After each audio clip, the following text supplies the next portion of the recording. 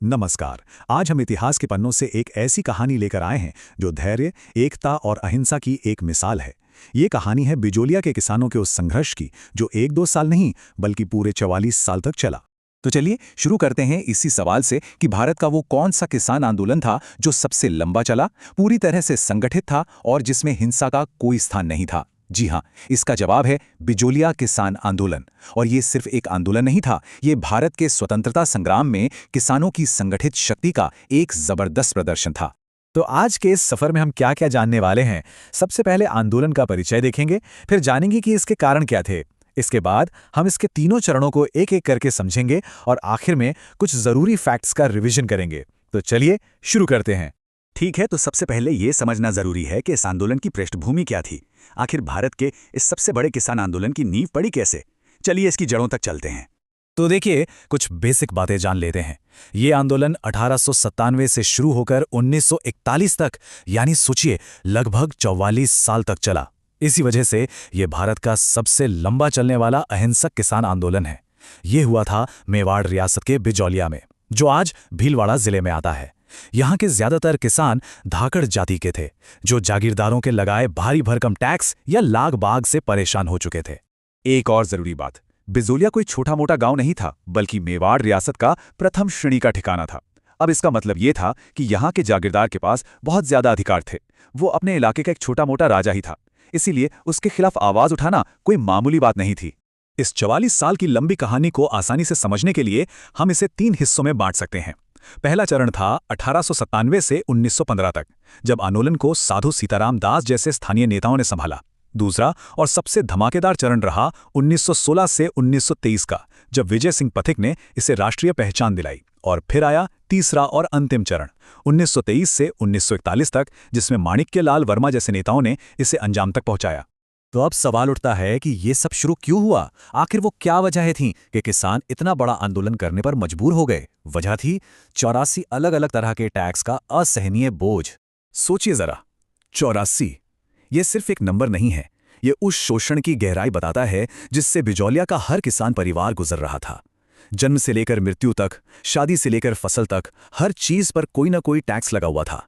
इन 84 tax में से कुछ तो बहुत ही ज्यादा अत्याचारी थे, जैसे लाटा कूता, जिसमें अधिकारी खेत में खड़ी फसल को देखकर अंदाजे से ही लगान तय कर देते थे। फिर 1903 में आया चवरी कर, मतलब अपनी ही बेटी की शादी की खुशी मनाने पर भी किसानों को ठिकाने को 5 रुपए का भारी टैक्स देना पड़ता था।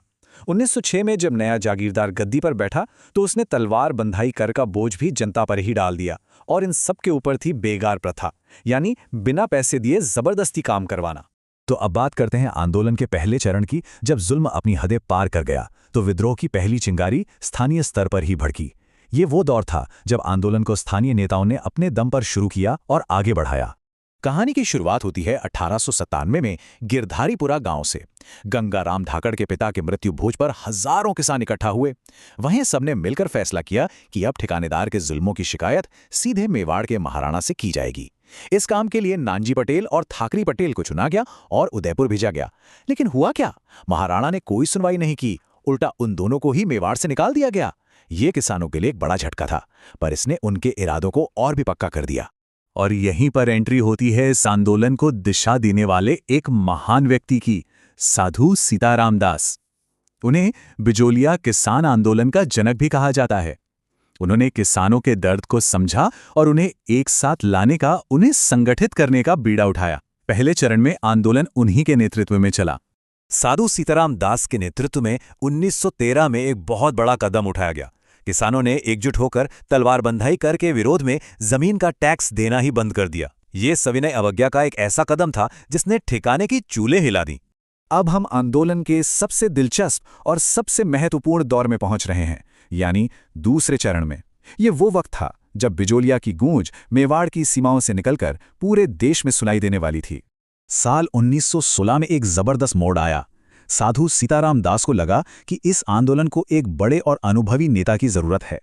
उनके बुलावे पर एक महान क्रांतिकारी विजय सिंह पथिक ने आंदोलन की कमान अपने हाथों में ले ली। विजय सिंह पथिक का असली नाम तो भूप सिंह था। वो यूपी के बुलंदशहर के रहने वाले एक क्रांतिकारी थे और लाहौर षड्यंत्र केस के बाद पहचान छुपाकर रह रहे थे। उनकी काबिलियत और लगन को देखकर खुद गांधी जी ने उन्हें राष्ट्रीय पथिक कहा था, और सचमुच उनके आते ही ये आंदोलन राष्ट्रीय स्तर पर छा गया। पथिक सिर्फ एक जोशीले नेता नहीं, बल्कि एक शानदार संगठनकर्ता भी थे। आते ही उन्होंने आंदोलन को एक मजबूत ढांचा दिया। 1916 में किसान पंच बोर्ड बनाया, फिर 1917 में ऊपरमाल पंच बोर्ड की स्थापना की, जिसका सरपंच मन्ना पटेल को बनाया। यही नहीं, ऊपरमाल का डंका नाम के पर्चे छपवाकर आंदोलन की आवाज को घर घर तक पहुंचा दिया। महात्मा गांधी ने विजय सिंह पथिक के लिए कहा था, और लोग सिर्फ बातें करते हैं, परंतु पथिक एक सिपाही की तरह काम करता है। ये शब्द ही बताते हैं कि पथिक का कद और काम करने का अंदाज कितना बड़ा था। पथिक ये बात अच्छी तरह जानते थे कि आवाज को दूर तक पहुंचाना है तो अखबारों का साथ जरूरी है। उन्होंने कानपुर से निकलने वाले प्रताप अखबार के संपादक गणेश शंकर विद्यार्थी से संपर्क किया। विद्यार्थी जी ने बिजौलिया की कहानी को अपने अखबार में प्रमुखता से छापा, और देखते ही देखते ये मुद्दा पूरे देश में छा गया। इसके अलावा पथिक ने खुद राजस्थान केसरी और नवीन राजस्थान जैसे अखबार भी निकाले। आंदोलन अब एक राष्ट्रीय आंदोलन बन चुका था। आगे क्या हुआ ये जानने से पहले एक छोटी सी गुजारिश। अगर आपको हमारा ये काम पसंद आ रहा है तो इस चैनल को सब्सक्राइब जरूर करें और सभी नोट्स के लिए हमारे टेलीग्राम चैनल से जुड़ें।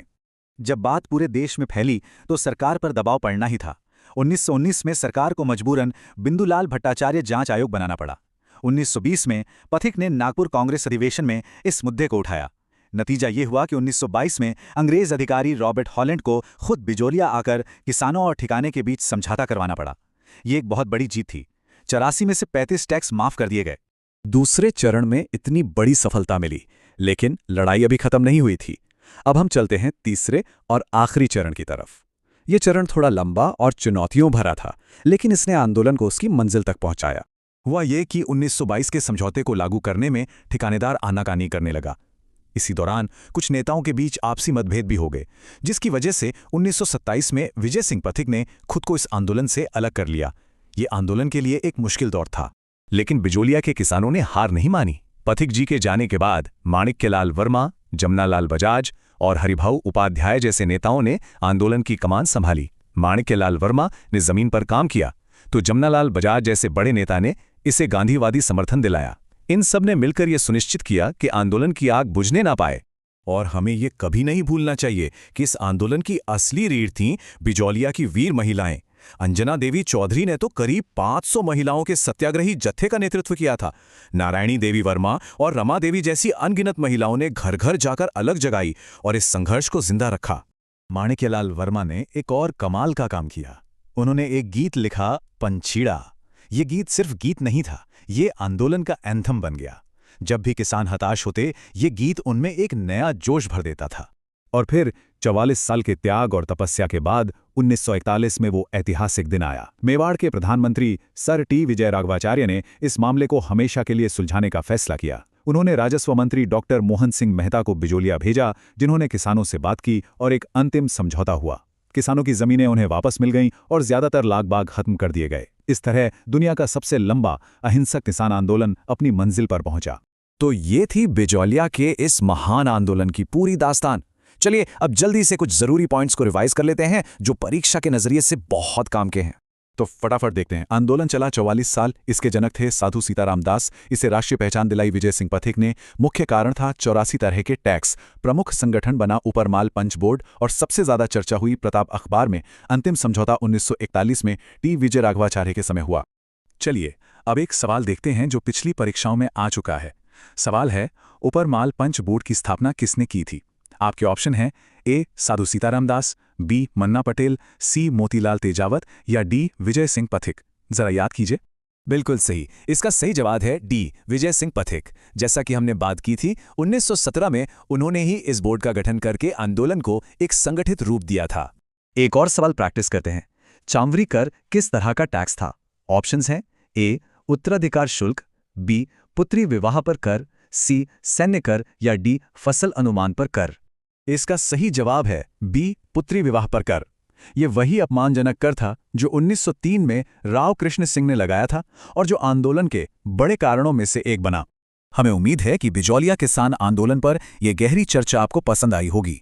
ऐसे ही और जानकारी भरे विश्लेषण के लिए हमारे चैनल को सब्सक्राइब करना बिल्कुल न भूलें।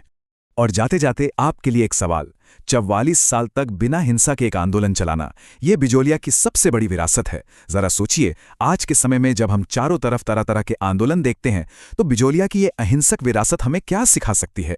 ये आज कितनी प्रासंगिक है, इस पर विचार जरूर कीजिएगा।